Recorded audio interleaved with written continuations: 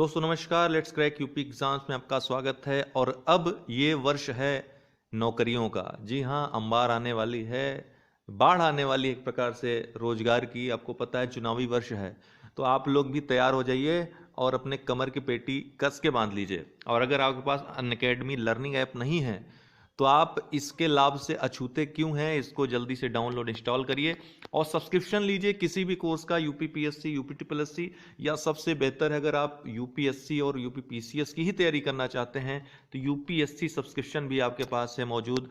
आप कोई भी इनमें से सब्सक्रिप्शन ले सकते हैं, 1 वर्ष 2 वर्ष जो भी हो।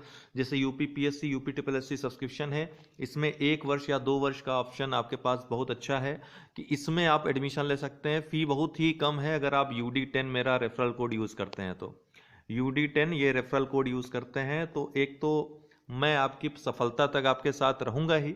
इसके अलावा जितने भी कोर्सेज आएंगे अनअकैडमी प्लस पर और अनअकैडमी स्पेशल वो तो आपको मिलेंगे ही, प्लस पे जितने भी PDF आएंगे वो सब आपको मिलेंगे, लाइव क्लासेस मिलेंगी और सारी चीज़ें विधिवत तरीके से, व्यापक तरीके से आपको तैयारी करनी है तो आप जुड़ सकते हैं। फीस डिस्क्रिप्शन ये सब दिया हुआ है, आप जाकर लर्निंग ऐप पर भी सारी चीज़ें देख सकते हैं और सब्सक्राइब कर सकते हैं। और रेफरल कोड UD10 यूज करना मत भूलिएगा 10% डिस्काउंट के लिए। चलिए शुरू करते हैं।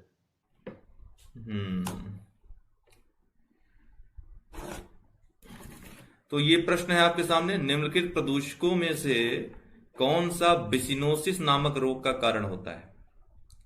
बिसिनोसिस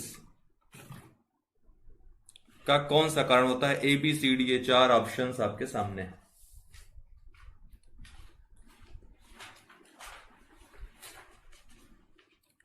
किसी ने उत्तर दिया क्या? गलत उत्तर है। अनुराग जी गलत उत्तर आपने दिया है। सही उत्तर देखते कौन देता है।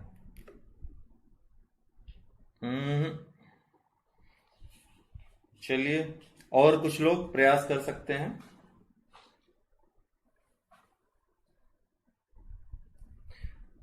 ओके, ललित जी आपने अब सही उत्तर दिया है। ललित त्रिपाठी का उत्तर सही है भाई। ठीक है, बी कपास धूल, ये फेफड़े संबंधित बीमारी है बिस्नोसिस। कपास के क्षेत्र में जो लोग कार्य करते हैं उनको ये बीमारी होती है खासकर। वैसे तो धान वगैरह के जो खेत होते हैं, जो कृषि के कार्य में लगे होते हैं, और जो लोग देखे होंगे जब अनाज निकाला जाता है थ्रेसर आदि के द्वारा तो बहुत ज्यादा धूल के कण निकलते हैं। अगर आप उसमें निकले तो आपके फेफड़े में जलन होने लगती है, कड़ा कड़ा लगने लगता है, गले में भी प्रॉब्लम होती है। तो ये इससे अगर इस कंडीशन में आप कार्य करें लगभग 1 महीने या कई दिनों तक तो आपको बिस्नोसिस रोग होने के चांसेस होते हैं। तो मुख्यतः कपास उद्योग में लगे कपास के से संबंधित जो क्षेत्र हैं उससे जो लोग जुड़े होते हैं, मजदूर जुड़े होते हैं, उनमें बिस्नोसिस नामक रोग पाया जाता है। तो इसका जो उत्तर होगा बी होगा।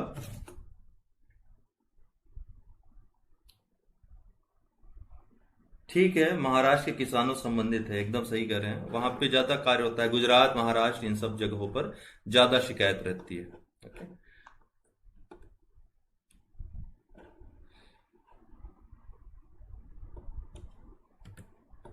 बिस्नोसिस एक दुर्लभ फुस्फुसीय रोग है, फेफड़े का रोग है।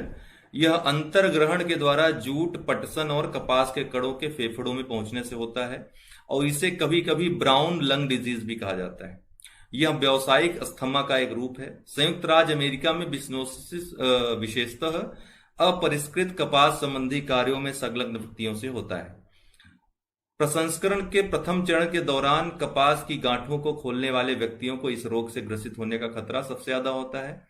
बिस्नोसिस रोग एक अन्य प्रकार से भी होता है, जैसे मैंने बताया, जिसे ग्रेन वर्कर्स लंग कहा जाता है। यह रोग खाद्यान्न फसलों संबंधित क्रियाकलापों में संलग्न व्यक्तियों को भी हो सकता है। बिस्नोसिस के बारे में और जानेंगे तो बिस्नोसिस से पीड़ित रोगियों को सामान्यतः खांसी और सीने में जकड़न जैसी समस्याएं उत्पन्न होती हैं। कुछ लोगों में अवकाश के पश्चात पुनः कार्य आरंभ करने पर धूल के संपर्क में आने की स्थिति में मंडे फीवर हो जाता है। इस रोग से संबंधित, तो मंडे फीवर इसी से संबंधित है। इस रोग से संबंधित लक्षणों में सप्ताह भर के दौरान सुधार हो जाता है तथा लोगों का इस रोग को उत्पन्न करने वाली गतिविधियों से संपर्क समाप्त हो जाने की स्थिति में, अर्थात उन गतिविधियों से अगर आप अलग हो जाएं तो ये अपने आप भी सही हो सकता है। हालांकि निरंतर संपर्क की स्थिति में स्थायी क्षति और श्वास लेने में कठिनाई हो सकती है और फेफड़े संबंधी गंभीर रोग भी इससे हो सकते हैं। अगला प्रश्न है बायो माइनिंग क्या है। ये 4 ऑप्शन है। बायो माइनिंग, बायो माइनिंग क्या है? ऑप्शन मैं पढ़ूंगा नहीं क्योंकि ऑप्शन पढ़ने में काफी कंफ्यूजन हो जाती है आपको। तो ऑप्शन आपके सामने है, 5 सेकंड का समय है और आप बताइए कि बायो माइनिंग है क्या।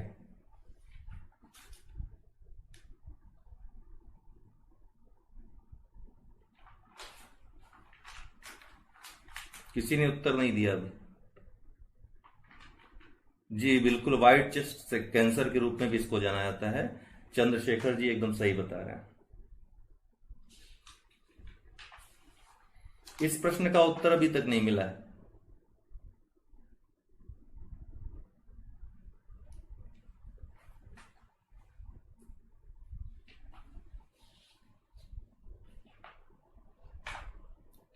यस बिल्कुल सही, सब सही उत्तर दे रहे हैं इसका।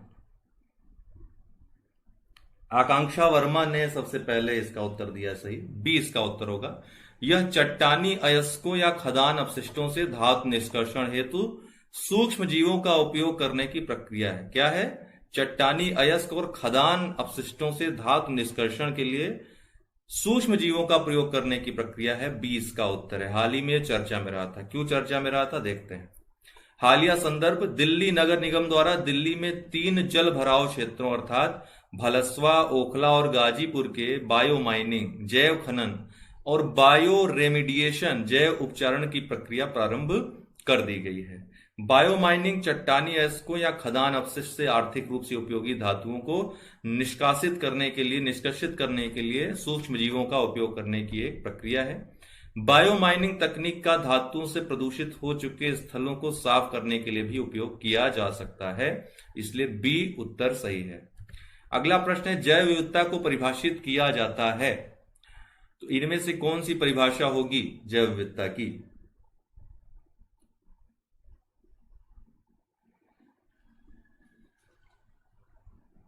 कृपया अपने उत्तर दें। जैव विविधता को परिभाषित किया जाता है।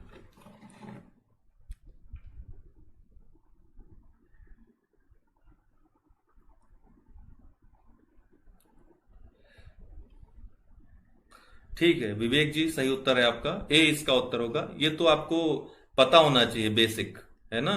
किसी पर्यावरण में विभिन्न प्रजातियों की श्रेणी, ठीक है, जितनी ज्यादा प्रजातियों की संख्या रहेगी अलग अलग, उतना ज्यादा जैव विविधता रहेगी। ये जो सी वाला दिया है इसमें काफी लोग कंफ्यूज हैं, कुछ लोगों ने उत्तर भी दिया है सी, वो गलत है। एक प्रजाति से दूसरी प्रजाति से विभिन्नता जो है ये जैव विविधता नहीं होती। किसी एक पारिस्थितिकी तंत्र में जितने ज्यादा प्रकार के प्रजातियां पाई जाएंगी वही उसी को जैव विविधता कहेंगे, या प्रजाति विविधता भी इसको कहते हैं।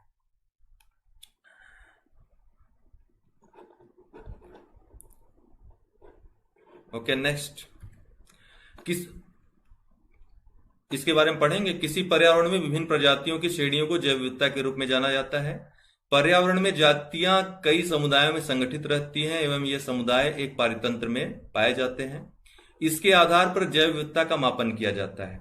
महत्वपूर्ण बात है कि जैव विविधता अल्फा, बीटा और गामा नामक श्रेणियों में विभाजित की जाती है। अल्फा विविधता, बीटा विविधता और गामा विविधता। और यह विभाजन किसने किया था? तो 1972 में विटेकर महोदय ने यह विभाजन किया था। तो इनका नाम याद रखना है, विटेकर, पूछा जा सकता है कि इस विभाजन किसने किया था अल्फा, बीटा, गामा में। जैव विविधता का सबसे महत्वपूर्ण पहलू कौन सा है? भोजन है, औषधि है, औद्योगिक उपयोग है या पारिस्थितिकी तंत्र का निर्वहन है? बताएं। जैव विविधता का सबसे महत्वपूर्ण पहलू क्या है?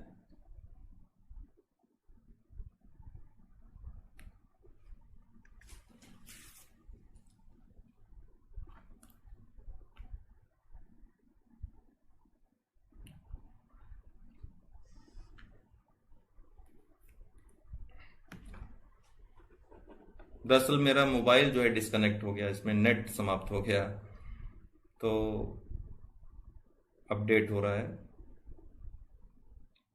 आप लोगों ने उत्तर दे दिया होगा। पारस्की तंत्र का निर्वहन, ये मुख्यतः ये सबसे प्रमुख पहलू है, पारस्की तंत्र का निर्वहन। ओके, जैव विविधता का सबसे महत्वपूर्ण पहलू पारस्की तंत्र का निर्वहन है। यह कार्य विभिन्न स्तरों पर किया जाता है। जैव विविधता आनुवांशिक, जाति और समुदाय व पारितंत्र के स्तर पर विभिन्न प्रकार के कार्य करके पारस्की तंत्र का निर्वहन करती है। तो ये महत्वपूर्ण सबसे यही पहलू होता है। निम्नलिखित में से किसने सर्वप्रथम बायोडायवर्सिटी शब्द का प्रयोग किया था? ये तो हमने एक वीडियो में बताया भी था, इस पर चर्चा भी की थी। किसने सबसे पहले बायोडायवर्सिटी शब्द का प्रयोग किया था?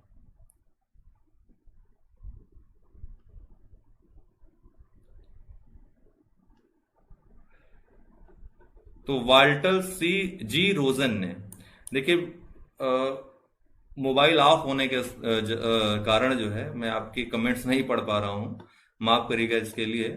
तो वाल्टर जी रोजन, इन्होंने सबसे पहले बायोडायवर्सिटी शब्द का प्रयोग किया था। आइए देख लेते हैं। प्रारंभ में जैव विविधता शब्द को अंग्रेजी शब्द बायोलॉजिकल डाइवर्सिटी के रूप में प्रथम सबसे पहले रेमंड एफ दासमैन ने वर्ष 1968 में अपनी पुस्तक a different kind of country में दिया था। किसने? रेमंड एफ दासमैन ने। लेकिन इन्होंने बायोडाइवर्सिटी शब्द का प्रयोग नहीं किया था, इन्होंने बायोलॉजिकल डाइवर्सिटी शब्द का प्रयोग किया था। लेकिन बाद में जैव विविधता को अंग्रेजी शब्द बायोलॉजिकल डाइवर्सिटी से परिवर्तित कर बायोडाइवर्सिटी के रूप में सबसे पहले किसने प्रयोग किया? जी रोजन ने। तो इसीलिए ये उत्तर सही होगा, जी रोजन। हिमालय पर्वत प्रदेश जात विविधता की या प्रजाति विविधता की दृष्टि से सबसे ज्यादा समृद्ध है। इस समृद्ध के लिए निम्नलिखित में से कौन सा कारण सबसे ज्यादा उपयुक्त है? यहां अधिक वर्षा होती है, जो प्रचुर वनस्पति वृद्धि को बढ़ावा देती है। यह विभिन्न जीव भौगोलिक क्षेत्रों का संगम है। इस क्षेत्र में विदेशज तथा अति आक्रामक जातियां प्रवेश नहीं कराई गई हैं, या फिर यहां मनुष्यों का कम हस्तक्षेप है। तो आप लोग अपने उत्तर दे दें। यहां अधिक वर्षा होती है, जो प्रचुर वनस्पति वृद्धि को बढ़ावा देती है। यह विभिन्न जीव भौगोलिक क्षेत्रों का संगम है। सी है, इस क्षेत्र में विदेशज तथा अति आक्रामक जातियां प्रवेश नहीं कराई गई हैं। और डी है, यहां मनुष्यों का कम हस्तक्षेप है। तो इसका जो है बी ऑप्शन सही होगा, विभिन्न जीव भौगोलिक क्षेत्रों का संगम है। आप हिमालय में विभिन्न ऊंचाइयों पे विभिन्न जीव भौगोलिक क्षेत्र पाए जाते हैं, आपको पता है, हमने चर्चा भी की है इसकी।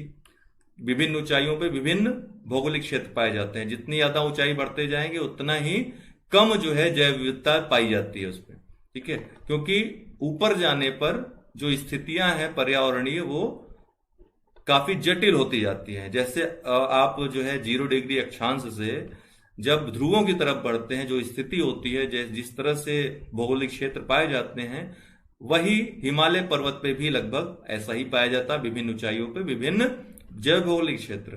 तो यहां पर इस तरह का संगम है, इसीलिए जैव विविधता भी ज्यादा पाई जाती है। हर तरह के जैव भौगोलिक क्षेत्र में रहने वाले जीव पाए जाते हैं। तो सबसे ज्यादा जैव विविधता इसीलिए पाई जाती है। जैव विविधता की दृष्टि से इसीलिए अत्यंत समृद्ध है। और भारत के जो 4 हॉट स्पॉट्स हैं, उनमें से एक पूर्वी हिमालय भी आता है। भारत में 4 हॉट स्पॉट्स हैं जैव विविधता के। पूर्वी हिमालय, आपका पश्चिमी घाट, भारत म्यांमार और सुंडालैंड, ये 4 आते हैं। हिमालय पर्वत प्रदेश जैव विविधता की दृष्टि से अत्यंत समृद्ध है। इसका प्रमुख कारण यहां विभिन्न जीव भौगोलिक क्षेत्रों का सम्मिलन होना है। निम्नलिखित कथनों पर विचार करें। उच्चतर अक्षांशों की तुलना में निम्नतर अक्षांशों में जैव विविधता सामान्यतः अधिक होती है। पर्वतीय प्रवणताओं में उच्चतर उन्नतांशों की तुलना में निम्नतर उन्नतांशों में जैव विविधता सामान्यतः अधिक होती है। देखिए, अभी हमने जो इसके पिछले प्रश्न में चर्चा की, ठीक वही प्रश्न है, दूसरे प्रकार से पूछा गया है। ठीक है, आईएएस में पूछा हुआ प्रश्न है। इसका आप जवाब दे लें, तब मैं आपको जवाब देता हूं। 5 सेकंड आपको देता हूं, आप अपना जवाब दे लें तो मैं जवाब देता हूं। ध्यान से पढ़ेंगे तो आसानी से उत्तर आ जाएगा। देखिए, दोनों ही सही है, ठीक है, इसमें दोनों कथन सही है। उच्चतर अक्षांशों की तुलना में निम्नतर अक्षांशों में जैव विविधता सामान्यतः अधिक होती है। ठीक है, निम्नतर अक्षांश मतलब कि आपका जो है उष्णकटिबंधीय क्षेत्र, उष्णकटिबंधीय वर्षा वनों में वर्षा अधिक होती है, यहाँ पे पर्यावरणीय दृष्टि से ज्यादा जैव विविधता के लिए अच्छी दशाएं हैं। तुलनात्मक रूप से जैसे ऊपर आप बढ़ते जाएंगे ध्रुवीय क्षेत्रों में पर्यावरणीय दृष्टि से जटिलता बढ़ती जाएगी, उसी तरह जैव विविधता भी कम होती जाएगी। तो पहला सही है। दूसरा, पर्वतीय प्रवणताओं, प्रवणता मतलब ग्रेडियंट्स, जो झुकाव होता है या ऊंचाई कह सकते हैं इसको, जो उच्चतर उन्नतांश होते हैं उनकी तुलना में निम्नतर उन्नतांशों में जैव विविधता सामान्यतः अधिक होती है। यही हमने पिछले वाले प्रश्न में देखा। तो दोनों ही सही है, सी इसका उत्तर होगा, 1 और 2 दोनों। उच्चतर अक्षांशों की तुलना में निम्नतर अक्षांशों में जैव विविधता सामान्यतः अधिक होती है। उष्णकटिबंधीय क्षेत्र जहां की जैव विविधता सर्वाधिक है निम्न अक्षांशों में ही स्थित है, 0 से 10 डिग्री अक्षांश में लगभग पाए जाते हैं। पर्वतीय क्षेत्रों में उच्चतर उन्नतांशों, चोटियों की तुलना में निम्नतर उन्नतांशों में जैव विविधता सामान्यतः अधिक होती है। अगला प्रश्न है, जैव विविधता हॉटस्पॉट केवल उष्णकटिबंधीय प्रदेशों में स्थित है। हमने आपको कई बार कहा है कि जब आप ऐसे प्रश्न टैकल करें जहां पर केवल दिया हो तो आपको वो उस बात के बारे में, उस कॉन्सेप्ट के बारे में एकदम क्लियर रहना चाहिए। अगर क्लियर नहीं है तो आप गलत हो सकते हैं वहां पे। ऐसा 80% केस में देखा गया है कि जहां पर केवल शब्द यूज होता है वो स्टेटमेंट गलत होता है, लेकिन 20% का सही होना ये खतरे की घंटी होता है कि आप केवल को हमेशा गलत नहीं मान सकते हैं।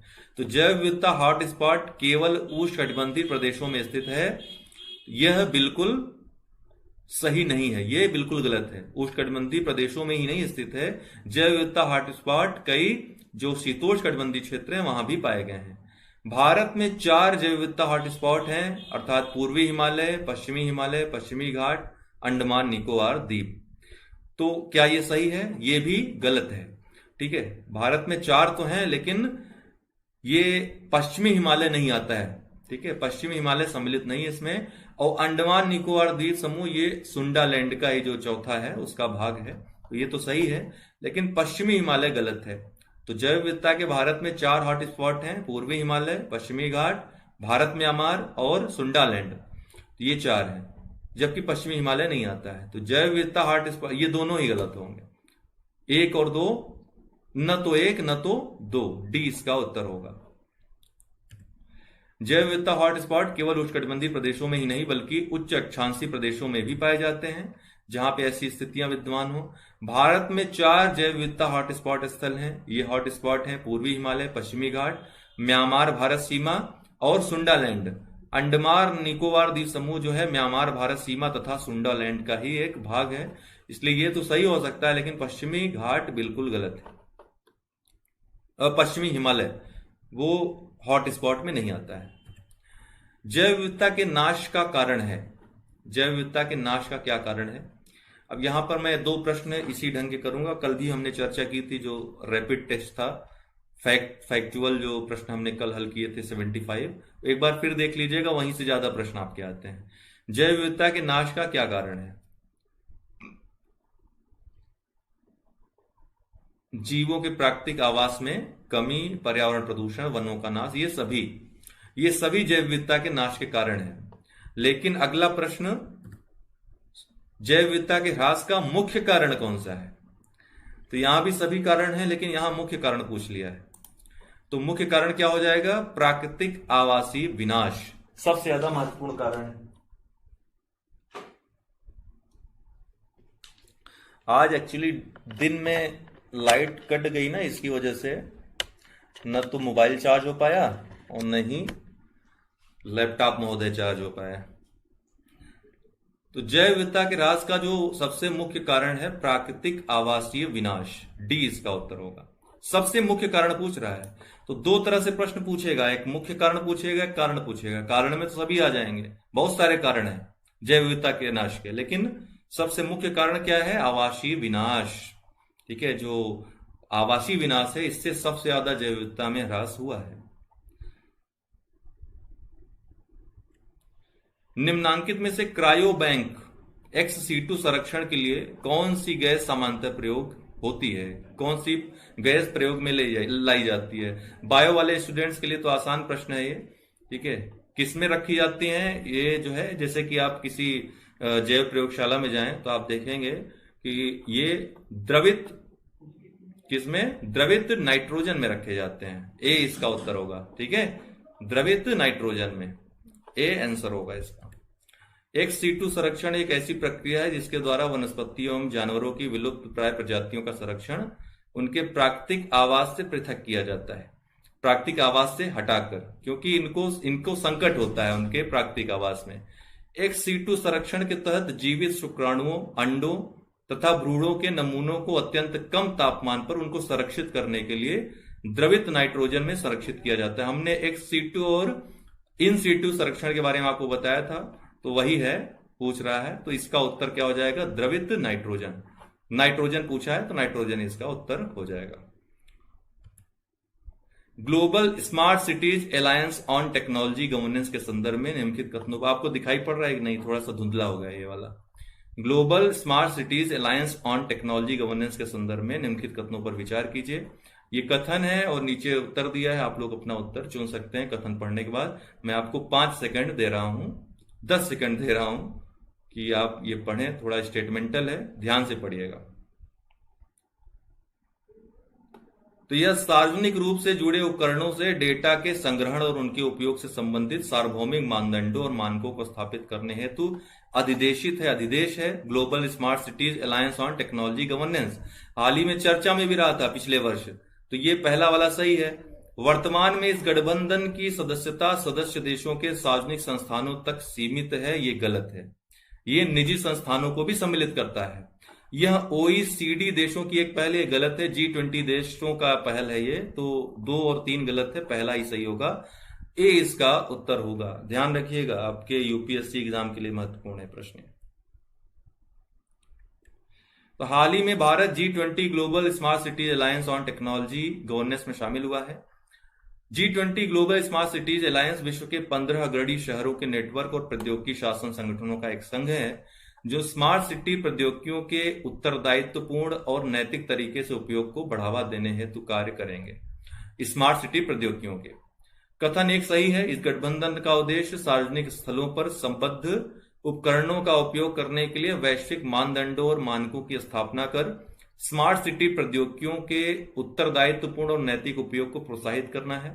वर्तमान में इस संबंध में कोई भी वैश्विक रूपरेखा का नियम विद्यमान नहीं है कि किस प्रकार सार्वजनिक स्थानों से सेंसरों जैसे कि ट्रैफिक कैमरों द्वारा या उनके माध्यम से संग्रहित डेटा का उपयोग किया जाए। इसीलिए स्मार्ट सिटीज अलायंस बनाया गया है टेक्नोलॉजी के आदान प्रदान के लिए। कथन 2 सही नहीं है, कथन 3 भी सही नहीं है। जैसा कि मैंने बताया कि कथन 2 में क्या कहा गया था कि यह सिर्फ सरकारी या सार्वजनिक संस्थानों को शामिल करता है, लेकिन ये गलत है। ये नगर पालिकाओं, क्षेत्रीय और राष्ट्रीय सरकारों के अलावा निजी क्षेत्र के भागीदारों और शहर के निवासियों को एकजुट करता है।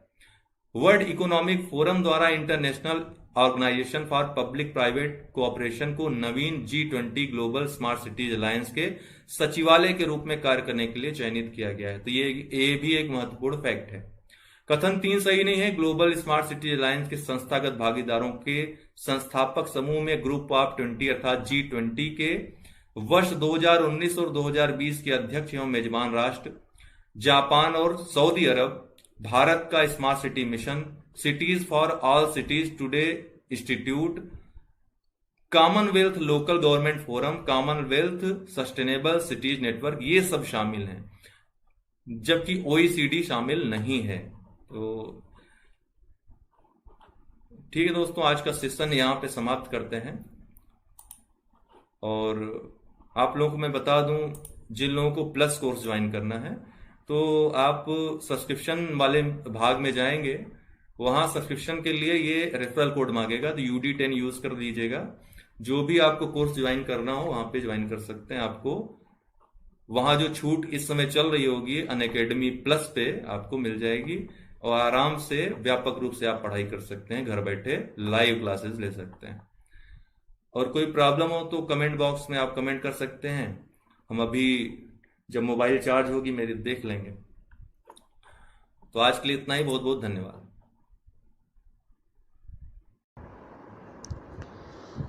दोस्तों नमस्कार, मैं उत्कर्ष द्विवेदी स्वागत करता हूं आपका लेट्स क्रैक यूपी एग्ज़ाम्स में। सामान्य अध्ययन के इस डेली 8 बजे के कोर्स में हम विज्ञान प्रौद्योगिकी का MCQ देख रहे थे। तो आज उसका 7वां भाग है और हमारा प्रयास है कि MCQ के माध्यम से और कॉन्सेप्चुअल वीडियोस के माध्यम से एक संपूर्ण आपको कोर्स प्रदान किया जाए इस 8 बजे के कोर्स में। और दूसरी बात है कि जो सुबह वाला वीडियो है करंट अफेयर्स और अन्य जानकारियों के लिए अच्छा है ही, वो आप देख ही रहे हैं। विज्ञान प्रौद्योगिकी का यह भाग जो है विज्ञान और प्रौद्योगिकी के प्रश्नों को समाहित करते हुए उनके कॉन्सेप्ट जो कि परीक्षाओं के लिए महत्वपूर्ण हैं वो बताते हुए चलेगा और आपकी जानकारी में अभिवृद्धि करेगा, ताकि आपकी परीक्षा में किसी भी प्रकार का प्रश्न पूछा जाए आप उसको हल करने में सक्षम हो सके। अब लेट्स क्रैक यूपी एग्ज़ाम्स को आप अवश्य सब्सक्राइब कर लें, क्योंकि यूपी एग्ज़ाम से जुड़ी सारी परीक्षाएं, सभी कोर्सेज एक ही प्लेटफॉर्म पे आपको मौजूद मिलेंगे। और इससे अच्छा क्या चाहिए अब आपको दोस्तों। बहुत जल्द स्टूडियो भी आ जाएगा, लाइव क्लासेस भी चलने रहेंगे। अभी लॉकडाउन की वजह से इक्विपमेंट्स नहीं है हमारे पास, इसलिए रिकॉर्डेड वीडियो ही मैं आपको दे रहा हूँ। कोई अगर कन्फ्यूज़न हो, डाउट्स हो क्वेश्चंस के दौरान तो आप अवश्य पूछिए, नेक्स्ट वीडियो में उसको क्लियर किया जाएगा।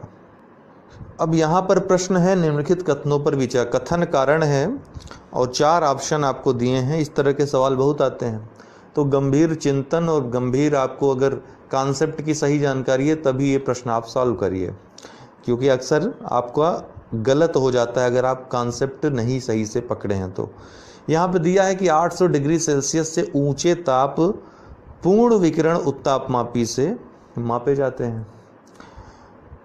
दूसरा है कि 800 डिग्री सेल्सियस से कम की वस्तुएं ऊष्मीय विकिरण उत्सर्जित नहीं करती हैं। तो ये कथन दिया है, ये कारण दिया है। आपको मैं बता दूं कि ऊष्मा का जो संचरण होता है उसके 3 तरीके होते हैं: चालन, संवहन और तीसरा है विकिरण।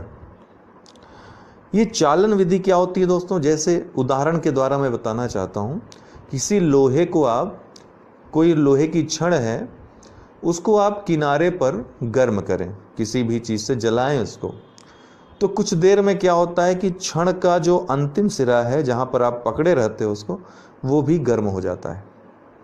ऐसा चालन के कारण होता है। इसमें क्या होता है कि यहाँ पे जो स्थित अणु होता है वो गर्म होता है, वो अपने बगल वाले अणु को गर्म कर देता है, फिर वो बगल वाला अणु इस अणु को गर्म कर देगा। ये गर्मी पहुँचते पहुँचते पहुँचते यहाँ पहुँच जाती है। इसको चालन विधि, चल करके पहुँचना। और संवहन मतलब बह करके पहुँचना। संवहन मतलब इस तरह से समझेंगे तो ज़्यादा सरलता समझ में आएगा। संवहन मतलब बह करके, जैसे एक बर्तन में आप पानी उबाल रहे हो, यहाँ पर हीटर है, ठीक है, उसको गर्म कर रहे हैं, ये बर्तन गर्म हो रहा है और इसके अंदर जो जल है ये गर्म होकर इसमें गतिज ऊर्जा में इसकी वृद्धि हो रही है और ये बह करके कई धाराएं बना दे रहा है और ऊपर की धाराओं को गर्म करता चला जा रहा है। इसको क्या कहेंगे? संवहन, करंट्स या संवहन के द्वारा ऊष्मा का उत्सर्जन। तो कुछ देर में क्या होगा कि जल की सतह से शुरू होकर के पूरा जल जो है गर्म हो जाएगा। इसको हम संवहन विधि कहते हैं। भूगोल में जब आप पढ़ते हैं तो एक अभिवहन विधि हो जाता है। संवहन मतलब जो ऊर्ध्वाधर दिशा में संचलन होता है ऊष्मा का, उसको संवहन कहेंगे।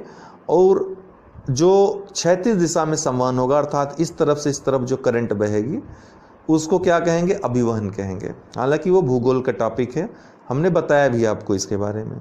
और ये तीसरी जो विधि है ऊष्मा के संचरण की, वो है विकिरण। विकिरण में किसी माध्यम की आवश्यकता नहीं होती है। जैसे आपने देखा 2 माध्यम की आवश्यकता थी यहाँ पे, लेकिन विकिरण में किसी माध्यम की आवश्यकता नहीं होती। जैसे सूर्य है, वो विकिरण द्वारा, ये निर्वात से भी इसकी जो है ऊष्मा संचरित होती है। तो बहुत ज़्यादा जो ऊष्मा वाले स्रोत होते हैं, जैसे 800 डिग्री सेल्सियस से ऊंचे ताप स्रोत जो होते हैं, वो विकिरण उत्सर्जित करते हैं। वो विकिरण के माध्यम से ऊष्मा का संचरण वहाँ से होता है, इसीलिए उनको पूर्ण विकिरण उत्तापमापी से मापा जाता है। तो इसका कारण भी सही है, कथन भी सही है, और कारण कथन की उचित व्याख्या करता है? इसका उत्तर हो जाएगा ए। अब यहाँ पर प्रश्न है, निम्नलिखित वैज्ञानिकों में नोबेल पुरस्कार विजेता नहीं है।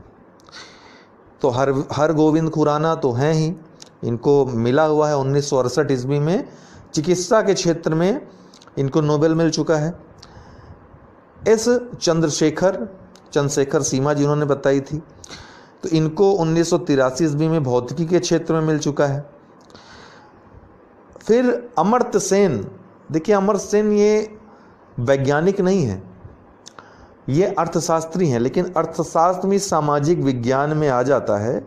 तो अगर ऐसा प्रश्न आए और कन्फ्यूजन वाला कोई प्रश्न ऑप्शन न रहे, जैसे यहाँ पर किसी अन्य वैज्ञानिक का नाम दे दिया जाता जिनको पुरस्कार मिला हुआ है, तो आप यहाँ पर अमर्त्य सेन को लगा देते, आपका ये दावा हो जाता है कि अमर्त्य सेन वैज्ञानिक नहीं अर्थशास्त्री हैं। लेकिन यहाँ पर आपको पता है कि इनको तो मिला ही नहीं है नोबेल, तो इसका जो एप्रोप्रिएट आंसर हो जाएगा जगदीश चंद्र बसु हो जाएगा। भले ही ये वैज्ञानिक थे, अमर्त्य सेन अर्थशास्त्री हैं, लेकिन अमर्त्य सेन जो है सामाजिक विज्ञानी तो हैं ही, तो एक प्रकार के वैज्ञानिक ये भी कहे जाएंगे। तो जगदीश चंद्र बसु इनको ही नहीं मिला है, बाकी सबको मिला हुआ है। अब यहाँ पर दिया है, शीतकाल में पेंडुलम घड़ी की गति पर प्रभाव पड़ता है। यहाँ से देखिए पेंडुलम घड़ी की गति पर प्रभाव पड़ता है, गति बढ़ जाती है, गति धीमी हो जाती है, कोई प्रभाव नहीं पड़ता, गति शून्य हो जाती है।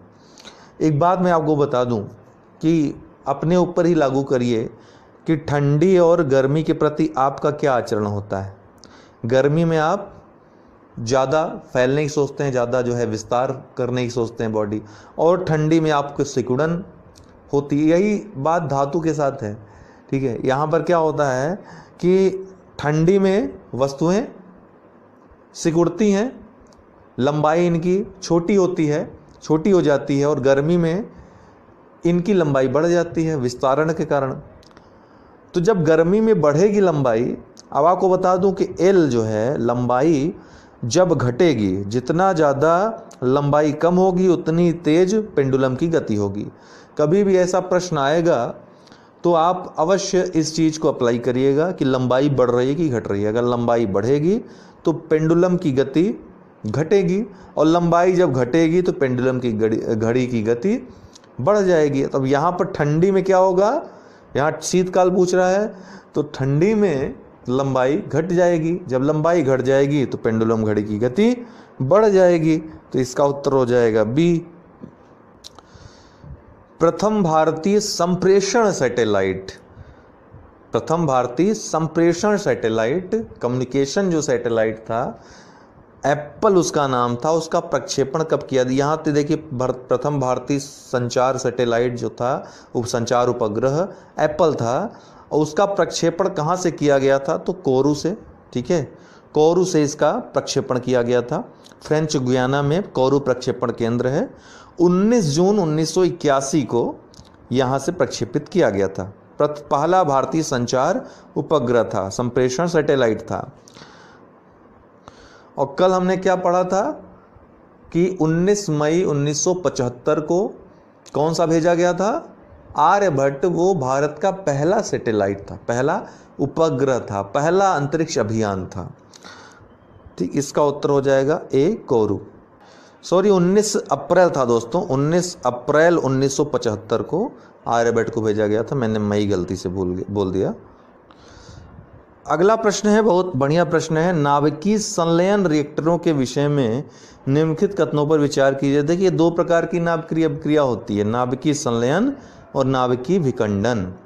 नाभिकीय संलयन जो अभिक्रिया है, जैसे कि हाइड्रोजन बम है, या फिर सूर्य का से जो सूर्य और तारे हैं, ये सभी हाइड्रोजन के संलयन से उत्पन्न होते हैं। दो नाभिकों के जुड़ने से, संलयन मतलब जुड़ना, दो नाभिक जब जुड़ करके एक भारी नाभिक बनाते हैं, दो हल्के नाभिक जुड़ करके और स्थायी नाभिक का निर्माण करते हैं, तो उसको क्या कहेंगे? नाभिकीय संलयन की प्रक्रिया कहेंगे। वही नाभिकीय विखंडन में क्या होगा कि एक नाभिक जब विघटित होगा दो हल्के नाभिकों में, तो उसको क्या कहेंगे? नाभिकीय विखंडन की प्रक्रिया कहेंगे। नाभिकीय विखंडन में नाभिकीय संलयन की अपेक्षा कम ऊर्जा उत्पन्न होती है। अर्थात परमाणु बम जो होता है वो हाइड्रोजन बम से कमज़ोर होता है। हाइड्रोजन बम इसलिए खतरनाक होता है क्योंकि हाइड्रोजन बम के कारण अर्थात संलयन अभिक्रिया के लिए पहले विखंडन अभिक्रिया होना आवश्यक है, क्योंकि इसके लिए बहुत ज़्यादा ऊर्जा चाहिए, ये अभिक्रिया होने के लिए बहुत ज़्यादा मात्रा में, और वो ऊर्जा परमाणु विखंडन, नाभिकीय विखंडन के द्वारा ही उत्पन्न की जा सकती है। इसीलिए हाइड्रोजन बम बनाने के लिए या नाभिकीय संलयन कराने के लिए सबसे पहले नाभिकीय विखंडन कराना पड़ेगा, तभी ऊर्जा उत्पन्न होगी उस मात्रा में कि नाभिकीय संलयन हो सके। तो ये जो है इसका जो अब देख लेते हैं कि कौन कौन से कथन हैं। वे भारी नाभिकों के विखंडन के सिद्धांत पर कार्य करते हैं, गलत है, ये संलयन पर, ठीक है, हल्के नाभिकों के संलयन पर आधारित हैं। दूसरा है साधारणतया इनकी टोकमाक डिजाइन होती है। एक डिजाइन है जिसका नाम टोकमाक है। इसके बारे में जब विस्तार से पढ़ेंगे परमाणु बम के बारे में तब वहाँ पर देखेंगे डिजाइनों के बारे में। ये लेकिन जो नाभिकीय संलयन रिएक्टर हैं टोकमाक डिजाइन पर ये आधारित होते हैं। वे बहुत अधिक तापक्रम पर कार्य नहीं करते हैं, ये भी गलत है। तो पहला और तीसरा गलत है, दूसरा सही है। पूछ रहा है सही कथन कौन सा है, तो केवल 2, 20 का उत्तर हो जाएगा। अगला प्रश्न है निम्नलिखित युग्मों में से कौन सा युग्म सुमेलित ही नहीं है। तो लैक्टोमीटर ये दूध का घनत्व तो बिल्कुल सही है। हाइग्रोमीटर हवा में आर्द्रता, ये भी बिल्कुल सही है। एमीटर जो है ये विद्युत चुम्बकीय तरंगों की आवृत्ति, गलत है, ये विद्युत धारा का मापक है एमीटर। विद्युत चुम्बकीय तरंगों का जो मात्रक है वो है ओंडोमीटर। कौन? ओंडोमीटर। और स्प्रिंग तुला का मात्रक, स्प्रिंग तुला जो है भार का मापन करता है, ये बिल्कुल सही है। तो ये एमीटर वाला ही सी ऑप्शन गलत है, आपका उत्तर यही होगा। क्लोनिक संबंधित है, जो क्लोन बनाया जाता है वो किससे संबंधित है? तो नए जीवधारियों के विकास से, बिल्कुल गलत। फसल उत्पादन से, कलम लगाने से, जैविक प्रतिरूपण से संबंधित है, डी इसका उत्तर है। क्लोन का विकास एकल जनक कोशिका से किया जाता है, जो अपने जनक का जहाँ से वो उत्पन्न किया जाता है पूर्ण रूप से समरूप होता है। जबकि अगर नए जीवधारियों की विकास की बात करें तो यह अपने माता पिता अर्थात जो जनक है दोनों के मिश्रित गुणों का प्रतिनिधित्व करता है। तो क्लोनिंग जैविक प्रतिरूपण संबंधित है। क्लोनिंग की कल्पना जो आई थी सबसे पहले कि किसी विशिष्ट प्रजाति जो विलुप्त होने के कगार पे हो उसको बचाया जा सके, इस माध्यम से ये विचार मन में आया था, तब क्लोनिंग की शुरुआत हुई थी। इस पर जो रिसर्च शुरू हुए थे, लेकिन इसका दुरुपयोग न है, इस कारण से इसको प्रतिबंधित कर दिया गया है एक प्रकार से।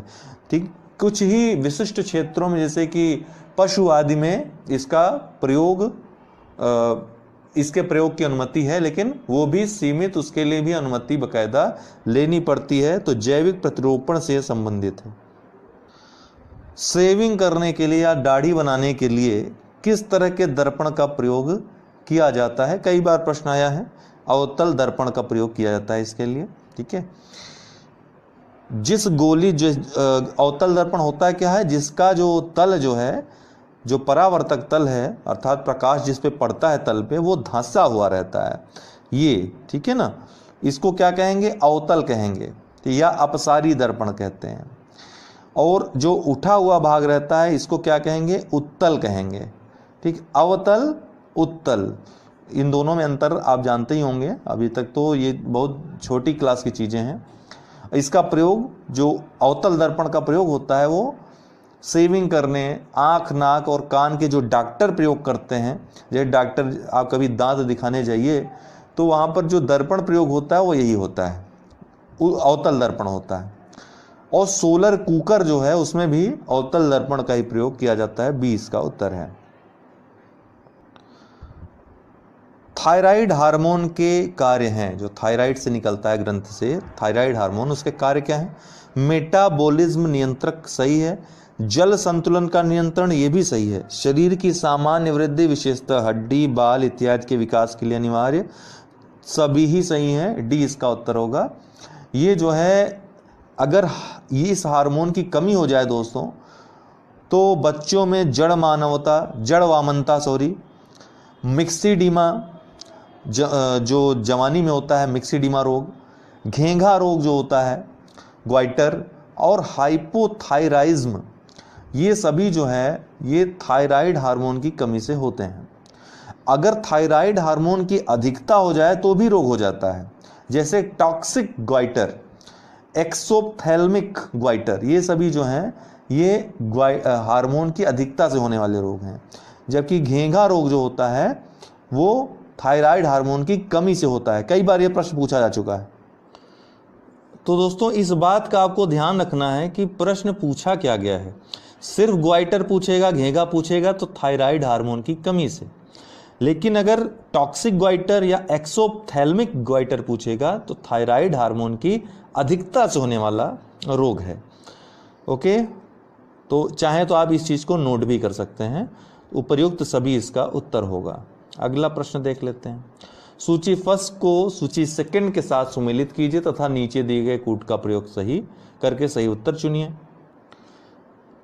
अवाक्स दोस्तों airborne warning and control system, जिसका पूरा नाम है, ये इजरायली विकसित फाल्कन वायुसेना में लगाने वाला एक इंस्ट्रूमेंट है। ठीक है, ये क्या करता है कि जब कार्रवाई कोई वायुयान करता है किसी देश में तो उस देश की क्या प्रतिक्रिया होती है उसके बारे में ये खबर देता है, सूचना देता है, एक प्रकार से चेतावनी देता है। तो भारत ने जो मिराज जो वायुयान है, लड़ाकू विमान है, उनके द्वारा जो पाकिस्तान में कार्रवाई की थी बालाकोट में, उसमें ये अवाक्स प्रणाली लगी हुई थी। ये प्रश्न पूछा जा सकता है। तो अवाक्स जो है इजराइल विकसित फाल्कन वायुसेना संबंधित है, तो ए का 4 होगा। अरिहंत परमाणु पनडुब्बी है भारत की, 2 होगा बी का। ठीक है, 4-2। और नाग है एंटी टैंक प्रक्षेपास्त्र है, तो 1 होगा। और एटलस सेंटोर क्या है, ये अमेरिकी निम्न तापकीय रॉकेट है, 3 होगा। तो 4-2-1-3 इसका उत्तर हो जाएगा। तो 4-2-1-3, अच्छा इनमें कोई भी सही नहीं है, इसको सही कर लीजिए। 4-2-1-3, ठीक है, इसका उत्तर हो जाएगा 4-2-1-3 सी उत्तर होगा इसका। अच्छा, रोडेंटिसाइड बहुत फेमस भी है, ये एक प्रकार का कीट नियंत्रक रसायन है। इसका प्रयोग किस जानवर के नियंत्रण हेतु किया जाता है? तो रोडेंटिसाइड दोस्तों एक विशिष्ट प्रकार का रसायन है कीटों पर नियंत्रण रखने के लिए और चूहों को मारने के लिए। आजकल इसका प्रयोग और ज़्यादा बढ़ गया है रोडेंटिसाइड का, इस पर रिपोर्ट भी एक आई थी कि पर्यावरण को इससे क्या नुकसान हो सकता है। तो चूहों को मारने के लिए इस दवा का प्रयोग किया जा रहा है, ए इसका उत्तर है।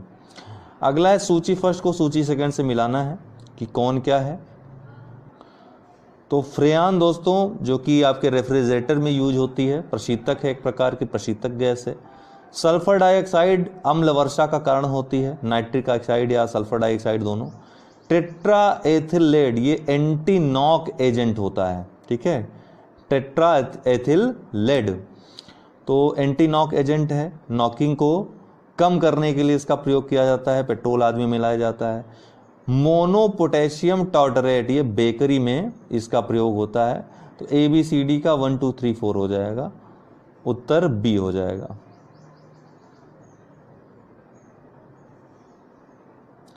निम्नलिखित में से कौन सा पौधा कीटभक्षी पौधे के रूप में जाना जाता है? तो घटपर्णी है, ये कीटभक्षी अपना जो नाइट्रोजन की कमी को दूर करने के लिए ऐसा करता है। घटपर्णी मांसाहारी कीटभक्षी पौधा है जो कि अल्प खनिज और अम्लीय मृदा में उगता है, जहां पर नाइट्रोजन की कमी होती है। नाइट्रोजन की कमी को पूरा करने के लिए क्या करता है, कीटों को ये अपना आहार बनाता है।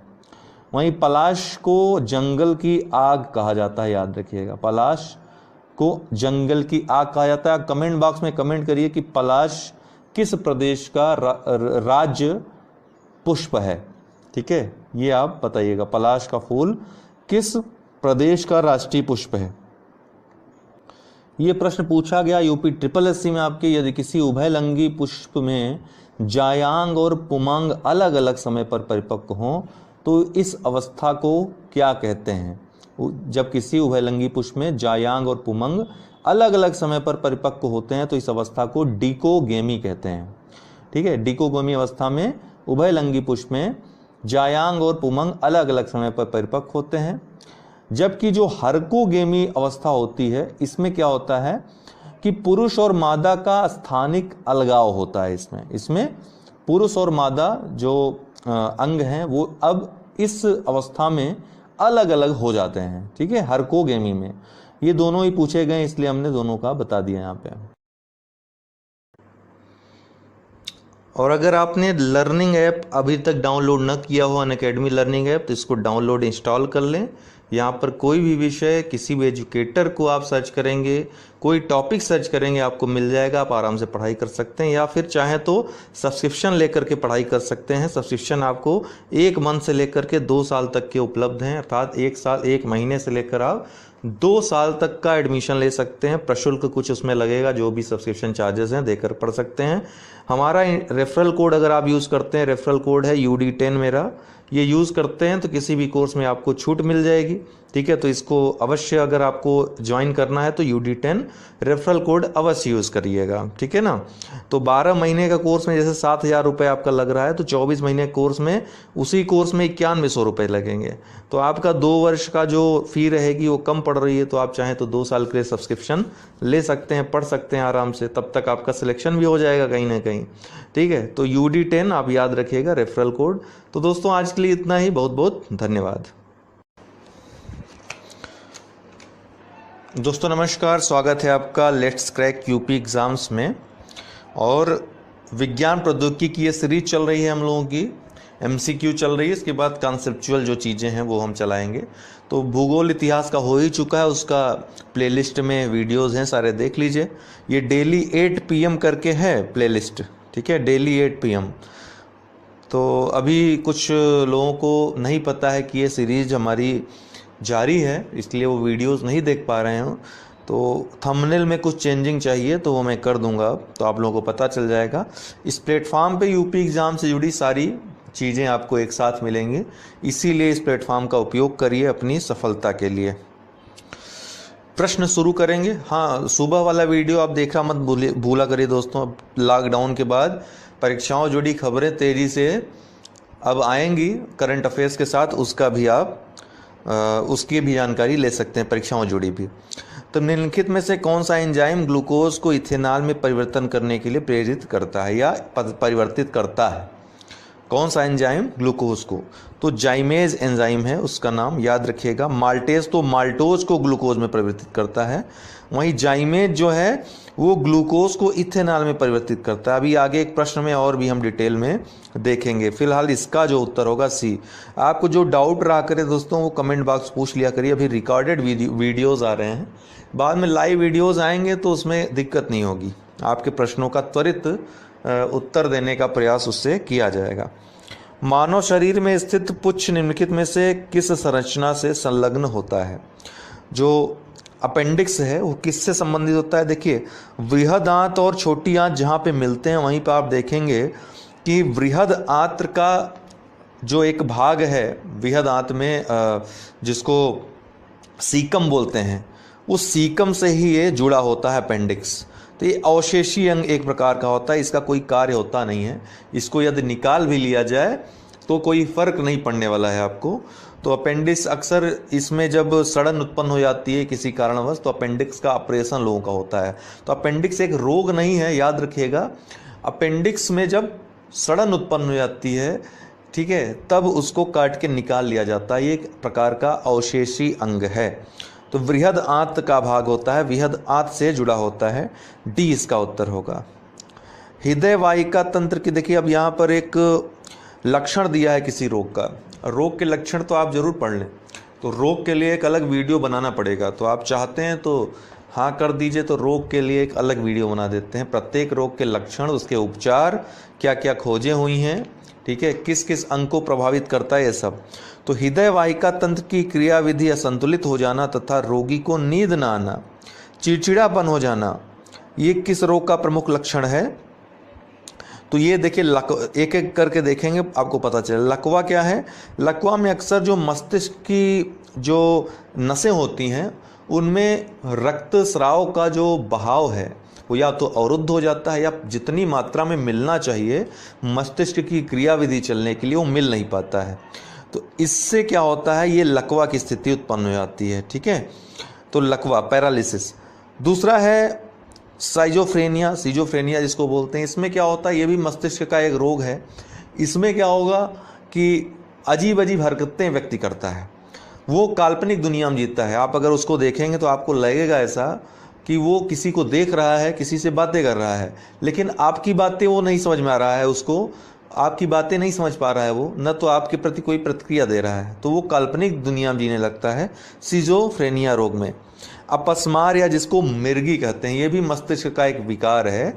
ठीक है, मस्तिष्क में कई प्रकार के रोग हो जाते हैं तो ये मिर्गी टाइप की बीमारियां उत्पन्न होती है, अपस्मार। अगला है न्यूरोसिस का ही ये लक्षण है जो आपको दिख रहा है। इसमें हृदय वाहिका तंत्र की क्रियाविधि असंतुलित हो जाती है, रोगी को नींद नहीं आता है, चिड़चिड़ापन आ जाता है, तो इसको न्यूरोसिस कहते हैं। अगला, हृदय के रक्त का संचरण करने वाली धमनियां कहलाती हैं। तो हृदय के रक्त का संचरण मतलब हृदय का रक्त मतलब जो शुद्ध रक्त हृदय तक पहुंचाया जाता है उनको क्या कहेंगे, हृदय धमनियां कहेंगे। और जो हृदय से रक्त फेफड़े तक पहुंचता है शुद्ध होने के लिए, वो क्या कहेंगे उसको, फुसफुस धमनियां। जो फेफड़े तक पहुंचेगी फुसफुस धमनी, जो हृदय तक पहुंचेगी वो हृदय धमनी। ये याद रहेगा, कोई दिक्कत नहीं होगी आपको कभी।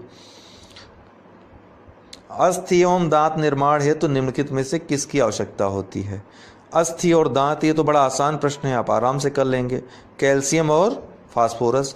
कैल्शियम का एक और उपयोग है शरीर में प्रमुख, जो रक्त का थक्का जमता है उसमें कैल्शियम का महत्वपूर्ण योगदान होता है। डी इसका उत्तर है। ठीक है, एक और इसका मैं आपको उपयोग बता रहा था शरीर में। रेड रिबन एक्सप्रेस, ये एक अभियान है, आंदोलन प्रकार का है, चलता फिरता दृश्य साधन है। किसके लिए है, तो एड्स हेतु जागरूकता के लिए। रेड रिबन आप देखते ही होंगे। ठीक है, एड्स का जहाँ जहाँ आपने प्रचार देखा होगा, रेड रिबन देखा होगा। ठीक है, इस तरह का लोग पट्टियाँ बांधते हैं अपने बाजू में। कई बार आपने क्रिकेटरों को देखा होगा। तो आपसे ये प्रश्न है मेरा आज का, कमेंट बॉक्स में कमेंट करिए कि विश्व एड्स दिवस किस दिन मनाया जाता है। ये आपको कमेंट बॉक्स में कमेंट करना है कि विश्व एड्स दिवस ये किस दिन मनाया जाता है, किस तारीख को मनाया जाता है। आप कमेंट बॉक्स में अवश्य कमेंट करें। तो ये जो है रेड रिबन एक्सप्रेस एड्स हेतु जागरूकता के लिए चलता फिरता दृश्य साधन है। अगला है, एक गिलास पानी पीने से कितनी कैलोरी मिलती है। देखिए, पानी में कैलोरी होता नहीं, कितना आप पीजिए, एक गिलास नहीं, एक पूरी नदी सुखा दीजिए पी करके, उससे कैलोरी आपको हासिल नहीं होगी, शून्य जो है कैलोरी मिलेगी। दरअसल शुद्ध जल जो होता है वो एक उदासीन पेय पदार्थ है, उदासीन है, तरल है। उदासीन मतलब इसका पीएच मान जो है 7 होता है। आपको पता है 7 से कम अगर पीएच मान हो तो वो अम्लीय विलयन होता है या अम्लीय तरल होता है, और 7 से अगर अधिक पीएच मान हो तो वो क्षारीय तरल होता है, और 7 हो तो वो उदासीन होता है। तो जल एक उदासीन है, इसमें कैलोरी नहीं पाई जाती है। तो जब जल पूछेगा दोस्तों तो आप शुद्ध जल ही इसको मानकर चलेंगे। ठीक है, जब भी प्रश्न में जल पूछेगा तो शून्य इसका उत्तर होगा।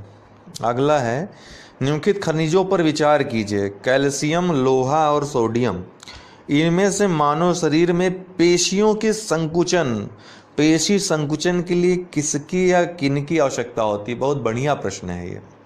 तो तीनों की ही आवश्यकता होती है, याद रखिएगा।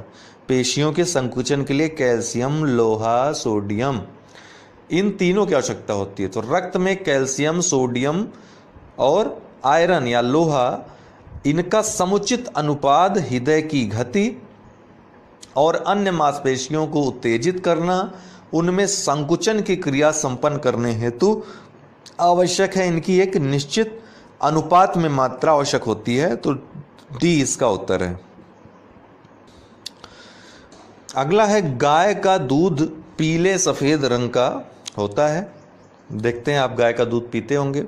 बड़ा स्वादिष्ट होता है अगर आपको शुद्ध देसी गाय का दूध मिले तो, जिसका कारण उसमें निम्नलिखित में से किसकी उपस्थिति है। तो दूध में जो प्रोटीन पाया जाता है वो तो केसीन होता है, ये आपको पता है, लेकिन जो इसके अलावा इसका पीलापन और होता है, पीला और सफ़ेद जो रंग होता है, तो वो कैरोटीन की उपस्थिति के कारण होता है। हल्का पीला रंग कैरोटीन की उपस्थिति के कारण, यही जो है गाजर में भी आपके पाया जाता है। गाजर में भी जो पीलापन होता है कैरोटीन ही उसका कारण होता है। तो दूध में जो सफ़ेदी होती है वो केसीन के कारण होती है, और हल्का पीला रंग जो होता है वो कैरोटीन के कारण होता है। अब यहाँ पे पीला और सफ़ेद दोनों पूछ लिया है, तो ये हो जाएगा उत्तर केसीन के साथ प्रोटीन, कैरोटीन सॉरी, ये दोनों ही प्रोटीन है। केसीन के कारण पीला, केसीन के कारण सफ़ेद और कैरोटीन के कारण पीला। ठीक, दूध का सफ़ेद रंग किसके कारण होता है? केसीन के कारण होता है। गाय के दूध में पीलापन किसके कारण होता है? कैरोटीन के कारण होता है। गाय के दूध में पीला सफ़ेद रंग का कारण क्या है? केसीन के साथ कैरोटीन। ठीक है, अब ये प्रश्न देखिए, महत्वपूर्ण प्रश्न है आजकल, तो ये बहुत ज़्यादा पूछा जा रहा है विटामिन से। तो सूची है किसको किस नाम से जानते हैं, तो विटामिन B1 का नाम थायमीन है। हमने आपको पहले ही वीडियो में विज्ञान प्रौद्योगिकी के पूरा बताया था किस विटामिन को क्या कहते हैं, तो वो आप अवश्य देखें। विटामिन B1 को थायमीन, विटामिन B2 को राइबोफ्लेविन, विटामिन B6 को पायरिडेक्सिन कहते हैं, और विटामिन B12 को कोबालामाइन। ठीक है, तो क्या हो जाएगा उत्तर आपका? B1 4, B2 3, B6 5 और B12 1, 4 3 5 1। तो उत्तर कौन हो जाएगा आपका? B। ठीक है, 4 3 5 1 इसका आंसर हो जाएगा। अगला प्रश्न भी बहुत बढ़िया है। निम्नलिखित में से कौन से तत्व सभी प्रोटीनों में विद्यमान होते हैं? अर्थात प्रोटीन में जो अनिवार्य तत्व होते हैं, एक प्रकार से प्रश्न का पूछने का मतलब यही है, कौन कौन से होते हैं? कार्बन तो होता ही है, हाइड्रोजन होता ही है, ऑक्सीजन होता ही है, नाइट्रोजन भी होता ही है। ये चारों जरूर होंगे, अनिवार्य तत्व हैं सभी प्रोटीनों में। तो इसका उत्तर हो जाएगा डी, उपर्युक्त सभी। प्रोटीनों के संयोजन में कार्बन, नाइट्रोजन, हाइड्रोजन, ऑक्सीजन और सल्फर के अतिरिक्त लोहे का, आयरन का अंश भी पाया जाता है। अगर यह पूछा जाए प्रश्न में कि प्रोटीन की सबसे ज़्यादा मात्रा किसमें पाई जाती है, तो उत्तर होगा सोयाबीन। 40% प्रोटीन उसमें पाई जाती है। तो अगर आपके अंदर प्रोटीन की कमी हो तो खूब सोयाबीन खाइए, भिगो भिगो करके, प्रोटीन की मात्रा आपकी पूर्ण होगी। और एक बात और बता दूं, उत्तर कई प्रश्न ऐसे पूछे जाते हैं जैसे एंजाइम क्या होते हैं, तो जितने भी एंजाइम हैं सब प्रोटीन होते हैं। हार्मोन क्या होते हैं? हार्मोन भी प्रोटीन होते हैं। ठीक है, याद रखिएगा। पौधों में अप्रकाशिक अभिक्रिया, डार्क रिएक्शन कहाँ होता है? अंधेरे की प्रक्रिया, अभिक्रिया जिसको कहते हैं। पौधों में जो अंधेरी की अभिक्रिया है, डार्क रिएक्शन, कहाँ होता है? तो स्ट्रोमा में होता है। आया हुआ प्रश्न है दोस्तों। स्ट्रोमा में थाइलोकाइड जो झिल्ली है उसके बाहर क्लोरोप्लास्ट के द्रव में ये अभिक्रिया, प्रकाशिक अभिक्रिया होती है। और सुक्रोज को ग्लूकोज और फ्रक्टोज में परिवर्तित करता है। सुक्रोज को ग्लूकोज और फ्रक्टोज में कौन परिवर्तित करेगा?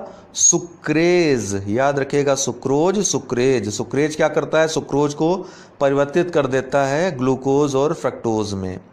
इसके अलावा आपको बता दूं कि ये सुक्रेज एक एंजाइम है, ठीक है, जो कि सुक्रोज, जो कि शुगर है, उसको, शर्करा है, उसको ग्लूकोज और फ्रक्टोज शर्कराओं में परिवर्तित करता है।